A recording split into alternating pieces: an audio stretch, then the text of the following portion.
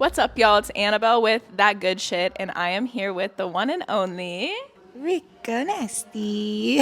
Rico Nasty. I'm so excited to be here with you today. We're at Terminal 5. How do you feel about your show today? Are you excited? I'm actually very excited because I performed here a while ago and I'm excited to be back. What's your favorite thing about coming to New York City? I think it's the pizza. I like pizza. Go-to slice, late night. What kind of slice are you getting? The regular cheese with the extra Parmesan and then some garlic nuts. Yeah. And then Coca-Cola. Keeping it simple. It's a classic order. Love that. Totally random question out of left field, but the first thing I wanted to ask you is based off one of my favorite Rico Nasty songs, Girl Scout. What's your favorite kind of Girl Scout cookie? Oh, the tag-alongs. Tag-alongs are good. I have them. Those are the peanut butter ones, right? I think so. It's it's a little chocolate coating and then the cookie and the peanut butter. I have it in my pantry right now. Nice. I love those. You ever done the thing where you put the Girl Scout cookies in the freezer so they're cold? No, but I used to literally crush my Oreos up and then put milk in them and just eat it like cereal. My little sister does that too, and I'd always make fun of her for doing that. I'm like, that's deranged, but I've tried it once and it kind of hits. No, it does hit because it's I'm never gonna eat Oreos without milk anyway. Yeah. So that's my shit. What's your favorite munchie snack? I feel crazy for saying this. I really like ginger shots. Okay. As a munchie? I've started keeping them in the fridge because it's an experience. Because they're spicy. Oh, you feel that run through your whole body. Exactly, and I just feel awakened. Oh, fuck. You know what it is? The honey peanut butter Uncrustables.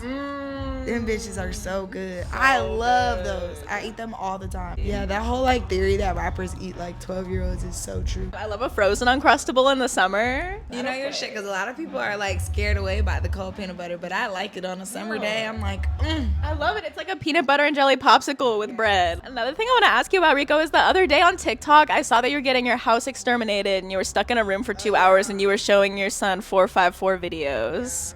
That makes me really happy because 454 is one of my all-time favorite artists. How did you get put onto him? My assistant has the craziest music taste. She's so fire. That's what she does all the time. She's always putting me on to people and putting me on to new music. But yeah, Cam's always there for that. Cam, when he has the aux, it's kind of surprising what he'll play. I don't not let him listen to things. What's he been listening to recently? It's weird because I think when he was younger, he heard me play a lot of Crystal Castles and Washed Out and shit like that. So he will literally put on Crystal Castles, Washed Out, Tame Impala. No, it's kind of insane. His music taste is kind of fire. Oh, Imagine Dragons. Love that. That's cute.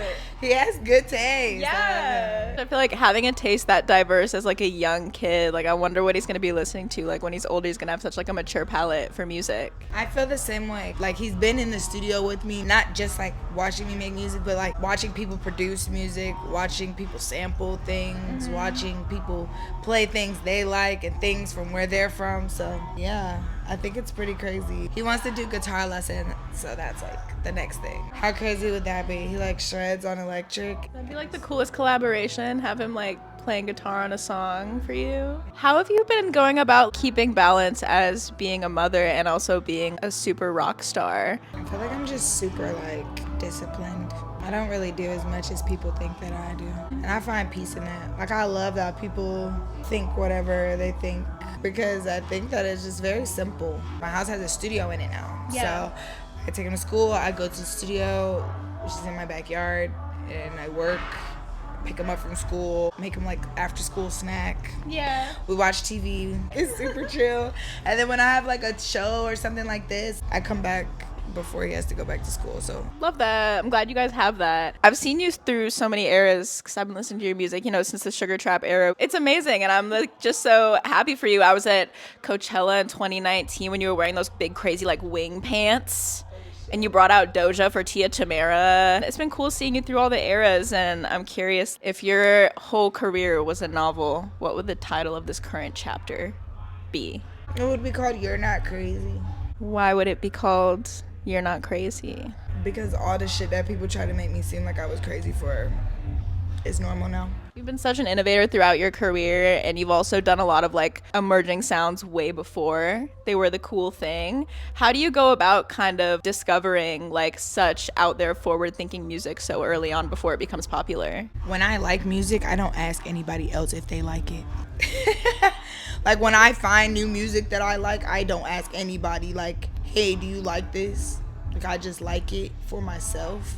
And I think that we've become a society of like, oh, I just found out about this person. What do you guys know about him? Do you like him? You fucking with this? It's like, no, I don't care if people fuck with what I fuck with. I just fuck with it. It stops a lot of like the outside influence. Just like the things you want to like.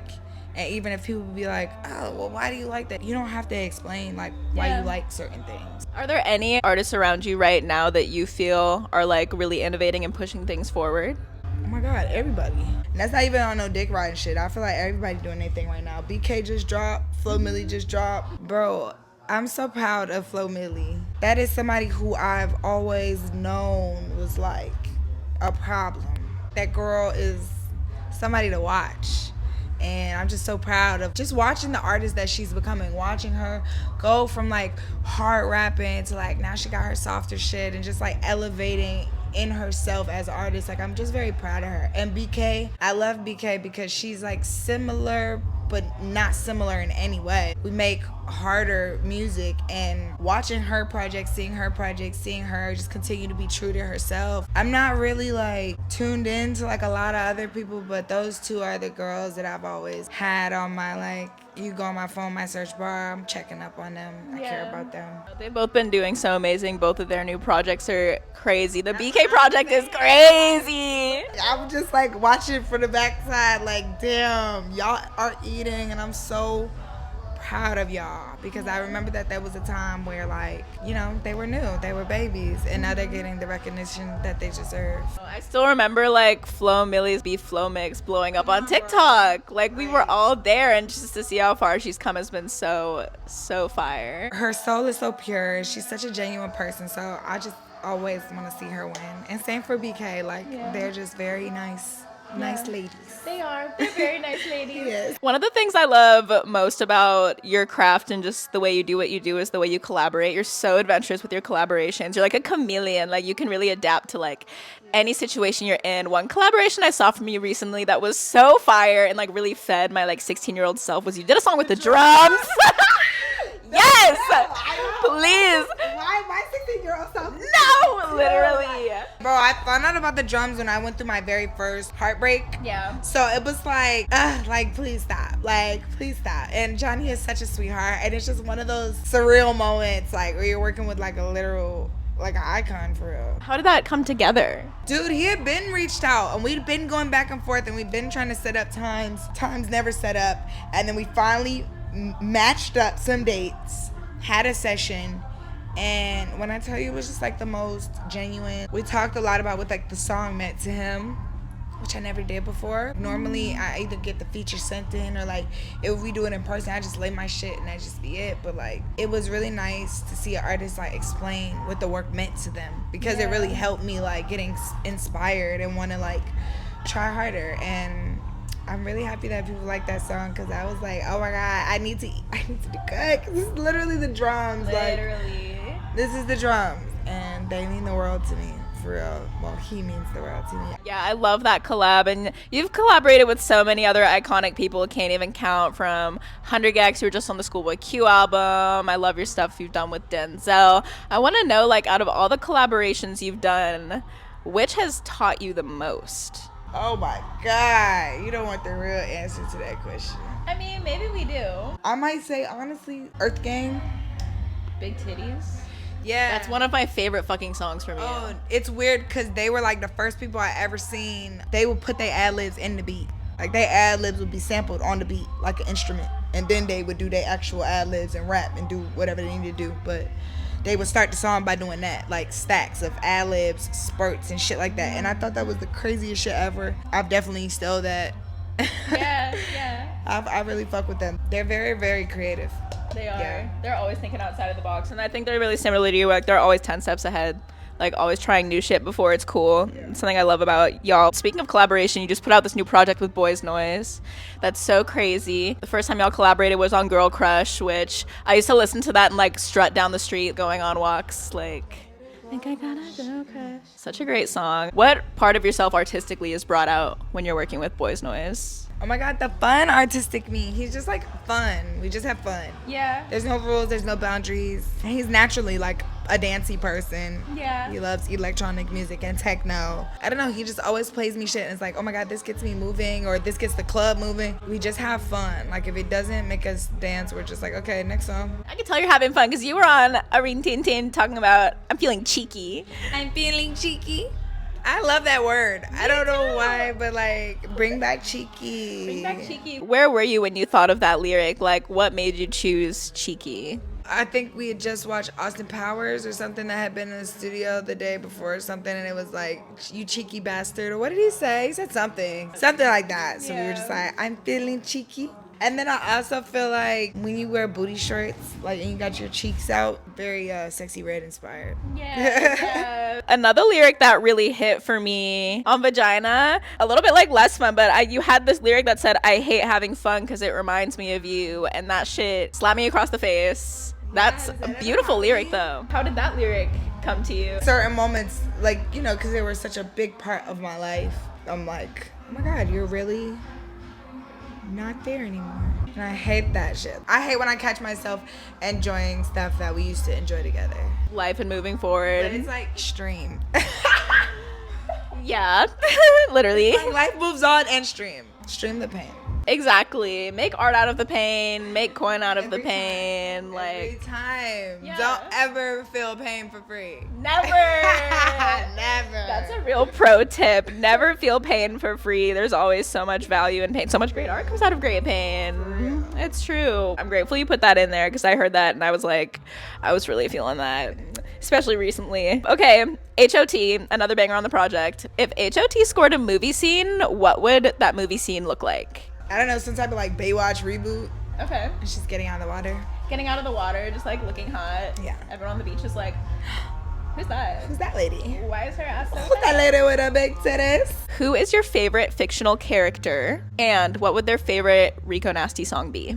I really hate my brain for this even like being the first thing that popped up, but Mr. Tumnus. You're mine. Mr. Tumnus, did y'all watch Chronicles of Narnia? I read the book too, I don't give a fuck. But yeah, I fuck with Mr. Tumnus. And I think his favorite song would be Animal. If I ever run into him, I'll ask him. Please do, because like he's a very rare sighting. So please ask him, like come fuck with me, you know, like trying to see them hooves. Absolutely. Yeah. Rico, what's the last song you heard that stopped you in your tracks? Shit, it's Future song. But the Kendrick jump, when it was like So something that I've been listening to a lot and that I've been loving and I feel like it's been really taking over, especially in New York, is like the whole Cash Cobain sexy drill movement.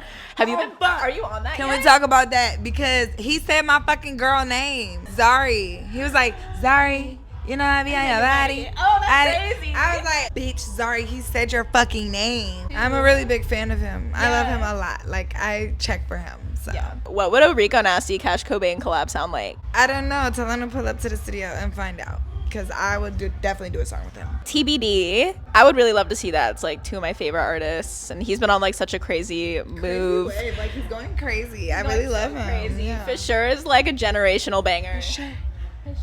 Another thing I wanted to ask you about, I love the way that you approach brand deals and the way that you do like campaigns and things like that, because it always feels really authentic to you and fun. And I would love to know if you have any words of advice for rising artists who are trying to navigate that world of like doing brand deals and doing it in a way that feels authentic to them, because you are so good at it. Every time you do something, it should feel like a world.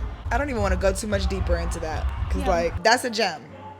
That's a gem right there. Everything is a world, so build that world. World building, very important. Your DJ told me something funny that I wanted to ask you about, because I was asking for if there was any tea. You and Kehlani were on tour and adopted a cat. Can you tell me that story?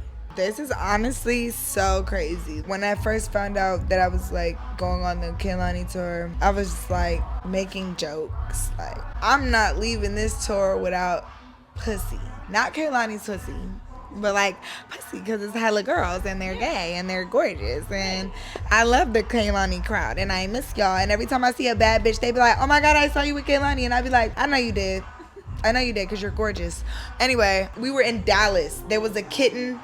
That motherfucker was under the car crying. I'm trying to get the kitten. The kitten runs from under the car into the storm drain, y'all. That was the most traumatizing shit I ever seen. He ran into the storm drain and then I called animal control. I called animal control. They said to call the fire department. Call the fire department. They said they couldn't do anything because it wasn't an infestation. It wasn't a litter. They was like, you can either like try to get down there yourself, which I couldn't fucking do. So I just like was really sad. I don't even want to say that I had to walk away, but like it was literally nothing. I was standing out there for like hours. We get to Phoenix. We're in Phoenix. We're in a hotel. I'm not there. And everybody knew that I was sad about the cat. Bro, they check into their hotel and in the couch is a kitten. They found him that morning. They like went down to the front desk. They're like, who was the last people in this room? Can they get this cat? They couldn't call the people. The people didn't give a fuck. I don't know what happened. So they bring the cat to the venue and he's just in my green room. And yeah, ever since then, he's just been my cat. And you named him Telly? It's because they found him in a hotel. That's really cute. Yeah. Well, Rico, this has just been so fun. Thank you for taking the time to chat. I've really grown up with your music and I really appreciate everything you do. You're such an icon and I love everything that you've done. I can go on forever. Is there anything else that you want the people to know about Rico Nasty? Everything is on Google. Okay, actually, we'll end off with this. If you can recommend everyone to listen to one song, what song should they listen to? That new Miley Cyrus and Beyonce. That shit made me cry. Think about me and my best friend. Aww. I love you, Kelsey. I'll be till the day I die. I love Miley so much. If Beyonce does a rock album, you better be on there. Oh my gosh, I know. Because if I don't, then that's just like career suicide at this point. I love you, Beyonce. Love you, Beyonce. Put Rico on the rock album. You're so funny and cute. Thank you. Yeah, thank you, Rico.